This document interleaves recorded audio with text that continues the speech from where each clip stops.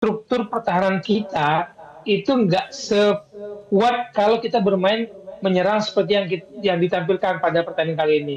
Saya mencatat ada beberapa kali dan nama Nathan itu menjadi sorotan saya. Antara Australia dan Timnas Indonesia saat ini masih tengah berlangsung, dan untuk membahas lebih lanjut mengenai asa Timnas Indonesia lolos Piala Dunia 2026, kita sudah bergabung bersama pengamat sepak bola Wesley Hutagalung. Selamat sore Bung Wesley. Selamat sore, Mas. Baik, Bung Wesley, kalau Anda kan sambil menyimak nih nonton, dan informasinya kita saat ini di babak pertama ya, kurang beberapa menit saja, sudah tertinggal 0-3. Saya ingin singkat saja melihat pandangan Anda, ada rasa yang beda tidak dalam kepelatihan Kluivert dibandingkan Sintayong yang kemarin? Permainan timnas kita maksud saya.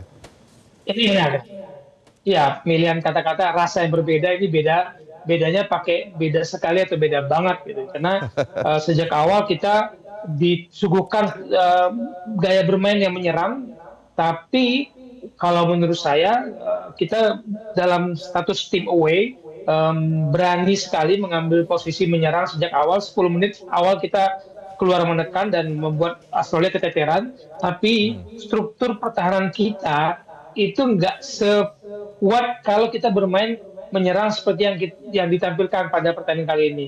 Saya mencatat ada beberapa kali dan nama Nathan itu menjadi sorotan saya, terlepas dari gol yang penalti, tapi ketika gol ketiga Irvin, dia tidak mundur ikut membantu pertahanan dan lupa melihat pemain-pemain lawan yang ikut menyerang karena komposisi mereka sangat agresif.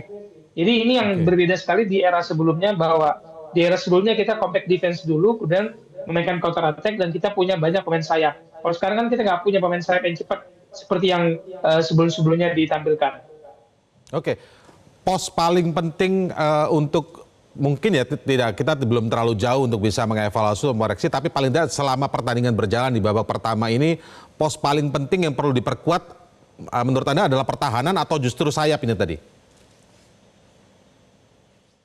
Bagi saya gelandang di sisi tengah yang kendor sekali dalam menjaga ritme permainan.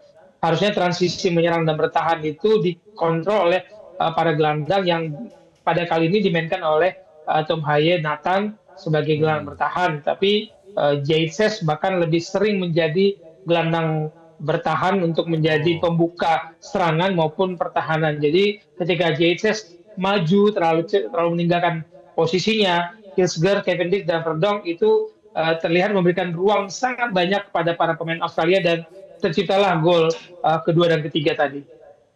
Kita menggunakan formasi berapa ini sebenarnya kalau dari pandangan Anda, Bung Wesley? Kalau saya lihat, ya awalnya kita mencoba main 4-3-1-2. Ketika lawan menguasai bola, saya mencatat formasi pertahanan kita malah jadi 4-1-2-3. Jayces yang lebih ke depan dan tiga pemain kita, Marcelino, Ole, dan Rafael itu berani sekali membangun barisan pertahanan itu sepertiga ke depan, dan itu menjadi resiko. Kenapa? Barisan garis pertahanan kita itu memang jauh lebih ke depan, dan kita itu mencoba memang mendekat Australia sejak awal mereka menguasai bola, sejak awal mereka build up. Tapi ketika ruang di belakang itu kosong, Australia bisa maksimalkan itu karena barisan tengah kita, barisan pertahanan di lini tengah itu posisinya jauh sekali dan tidak mengikut membantu posisi Hilgers dan teman-teman kita yang bermain tadinya di 4 dan kemudian jadi 3 ketika Jayces ikut membantu membangun pertahanan di tengah, karena menurut saya posisi Nathan, Dan James, dan Tom Haye itu lebih sangat agresif ya, sehingga ruang di belakang terlalu terbuka. Oke. Nah, kalau tadi Anda sempat soroti gelandang ya, pos yang mungkin perlu koreksi sepanjang pertandingan ini, apakah memang kemudian ball position kita juga rendah ini, berarti dalam pertandingan sepanjang babak pertama ini? Penguasaan ball position kita tinggi ya. Penguasaan kita tinggi, hampir 60-an, di atas 60%, tapi efektivitas serangan kita yang harus lebih bagus lagi, karena Australia menunggu, benar-benar menunggu, melihat, membaca ruang gerak di barisan pertahanan kita, dan mereka ngambil counter attack dari situ. Harusnya itu tim away biasanya ya, main counter attack, menunggu, membangun pertahanan, pelan-pelan memancing lawan maju dan kemudian counter attack. Dan dulu kita punya pemain sayap yang cepat untuk melakukan counter attack. Nah, sekarang gaya bermain yang berbeda, penguasaan bola oke, hampir 60% saya pikir di babak pertama, tapi jumlah serangan, kualitas serangan masih belum bisa memadai, dan itu diambil alih oleh Australia yang sangat efektif dalam bangun serangan. Oke, tadi Anda sempat singgung juga Jay Itzes yang lebih maju, kalau kita kenal selama ini sebagai palang pintu, dia kemudian mungkin agak sedikit maju di gelandang bertahan ya, defensive midfielder. Apa mungkin Anda bisa mencermati satu persatu pemain kita yang sekarang sedang bermain di babak pertama ini dan tertinggal 0-3 ini, ada kesan mungkin dari masing-masing pemain ini sedang tidak nyaman dalam posisi bermainnya hari ini?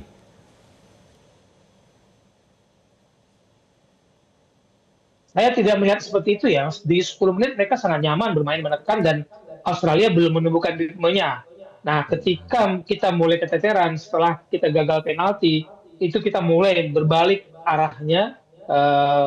Daerah pertahanan kita tadi saya katakan terlalu luas, terlalu besar. Jadi saya catat berapa kali tadi pertahanan kita mendapat serangan, sisi kiri juga mendapat serangan. Bahwa Jay kadang-kadang bermain sampai kotak penalti, terlihat seperti semua orang memang bisa bergerak. Itu total football ya. Semua orang bisa bergerak, semua orang bisa mengalirkan bola dan berada di posisi ofensif maupun defensif. Semua orang bisa bermain begitu. Tapi kalau itu rutin dimainkan dalam beberapa pertandingan, ada uji coba, ada pertandingan-pertandingan pemanasan yang dilakukan dengan gaya berbeda dari pertandingan sebelumnya, mungkin akan lebih sedikit berarti ya Mas. Tapi tim ini kan hanya punya waktu 2 hari bersama-sama full tim. Hari Selasa mereka latihan pertama full tim, hari Rabu mereka latihan 1 jam di official training full tim, dan hari Kamis mereka tanding. Jadi untuk membuat gaya baru dengan waktu yang minim memang membutuhkan sekali kemampuan para pemain secara fisik dan gaya bermain mengikuti game plan yang diinginkan oleh Patrick Kluivert sebagai pelatih kepala. Oke, nah kalau misalnya kemudian game plan tadi yang seperti Anda sebutkan, ini gaya bermain baru, game plan dari Patrick Kluivert ini mungkin sekarang belum bisa terlalu terimplementasi karena baru berapa kali latihan full tim ya, begitu seperti Anda kata tadi. Artinya ini potensial kalau misalnya full tim ini mereka sering bareng latihan dan waktunya sudah lumayan panjang dengan rencana permainan yang dipunya oleh Kluivert, ini akan menjadi sangat luar biasa atau bagaimana menurut Anda?